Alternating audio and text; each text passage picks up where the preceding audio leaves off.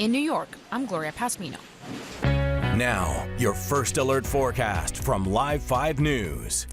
Hey, good Wednesday evening to you. I'm meteorologist Stephanie Stein here at Live 5 News. Thanks for sticking with us tonight.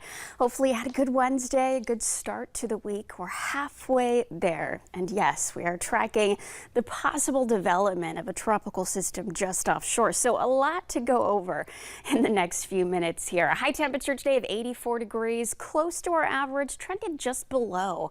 As you probably noticed, those clouds, they moved in quickly this afternoon and they did stick around.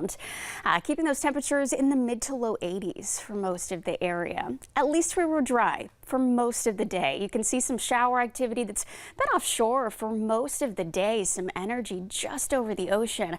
It's finally pushed inland in a few spots. Not widespread rain by any means, just some light scattered shower activity, maybe even just some sprinkles out there. That's about it for at least the next hour or so. We could see one or two scattered showers overnight though. Because of this, we have a lot of energy just down to our south. A trough, also somewhat of a stalled out front. We're eventually expecting some ingredients here to come together and form an area of low pressure.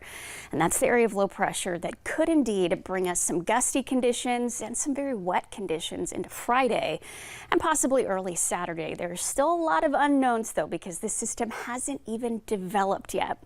For tomorrow though, Thursday morning, a few scattered showers as you head into work, taking the kids to school, even into the afternoon. This is right around lunchtime. A few downpours, definitely a possibility, and you'll notice a good bit of cloud coverage tomorrow. Right around 7 o'clock tomorrow night, you can see one or two coastal showers possible. We could get a break from the rainfall before we start to see a few bands of moisture push in. This is the part that could indeed change quite a bit in the next 24 hours or so in terms of our forecast, because it hasn't formed yet. By 7 o'clock Friday night, you can see our future tracker here showing that shower and storm activity moving onshore, but it's all going to depend on the exact area of that low pressure and where it is compared to our coast. Current temperatures though, if you are heading out late this evening, or maybe you work late tonight, temperatures are warmer than last night. You'll notice all of us trending quite a few degrees warmer, really because of some onshore flow. Our wind direction is changing. Dry high pressure is lifting to the north out of the area, allowing those temperatures to warm up a bit.